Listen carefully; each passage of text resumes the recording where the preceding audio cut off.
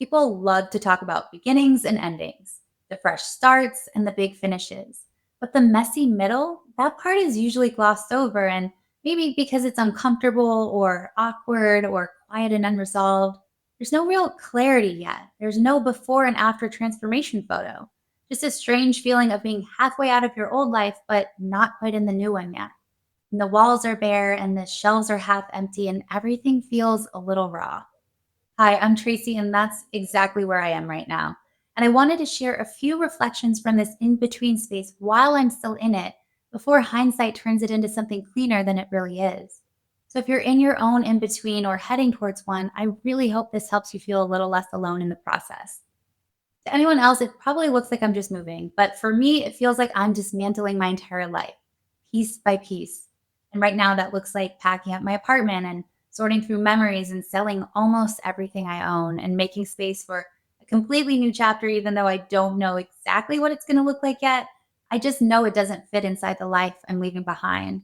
And while some things have been easy to let go of, others still sit unmoving in the corner because I haven't been able to part with them yet.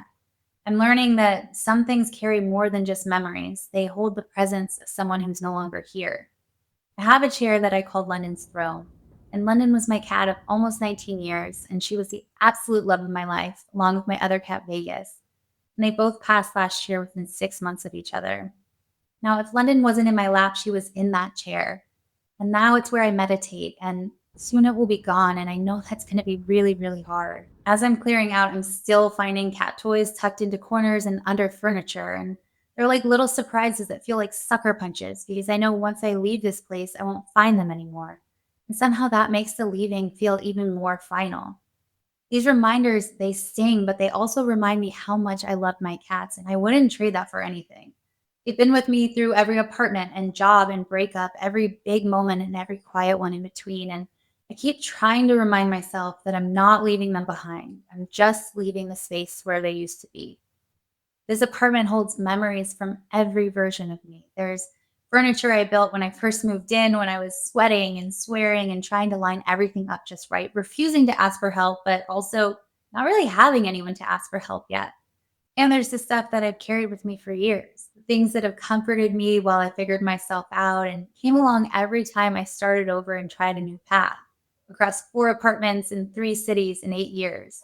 I found old letters and photos, even stories I wrote as a kid, buried in a box deep in my closet. And it's weird being surrounded by all these versions of yourself at once. It's kind of like walking through a time capsule you didn't know you built and having to decide which parts are coming with you and which ones aren't. And I used to think letting go was just about decluttering, but I'm realizing it's about revealing. It shows what you've been holding on to, not just physically, but emotionally.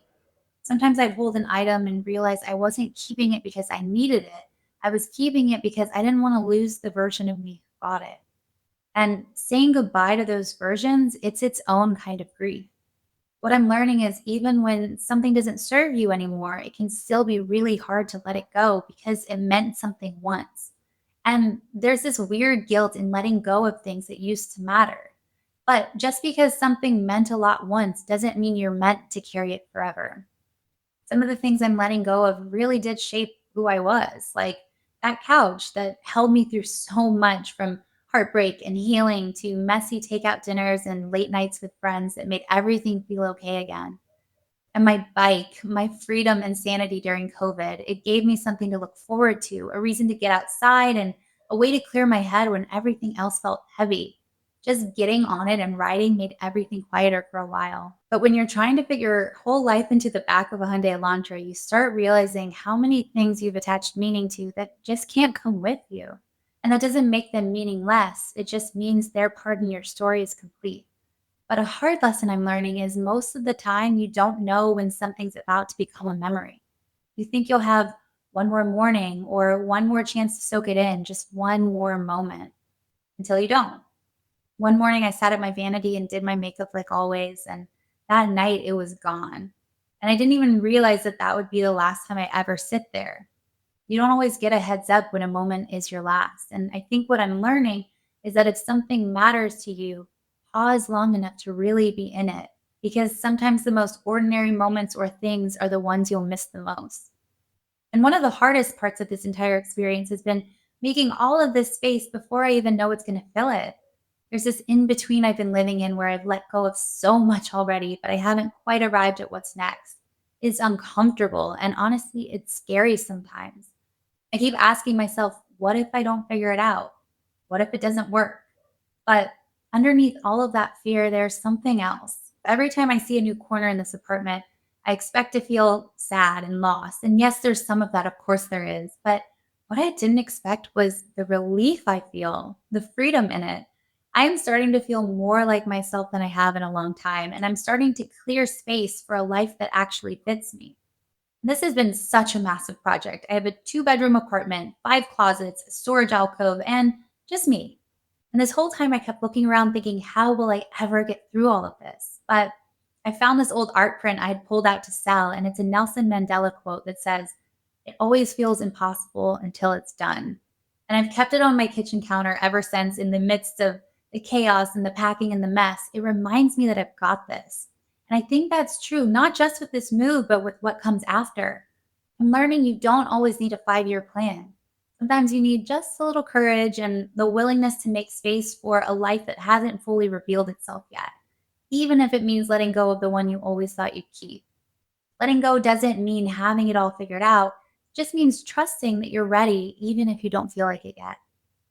Truth is, this chapter is closing, and even though I don't know exactly what's next, I know I'm being called on this path. And yes, it sounds a little woo woo to say it like that, but I have felt this feeling before, this deep pull that doesn't always explain itself, but it leads me somewhere I'm meant to go.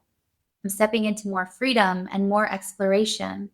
I've never lived alone without a pet and never really chosen a life completely untethered to expectations. So, this next chapter, this last year of my 30s, is about doing something I've never done before, living just for me. And I'd love to have you along for the journey, so be sure to subscribe. And if you're going through your own season of letting go, I made something that might help. It's a reflective workbook filled with prompts and rituals and reminders to help you release what no longer fits and make space for what's next. You can grab it in the link in the description. Thanks so much for watching.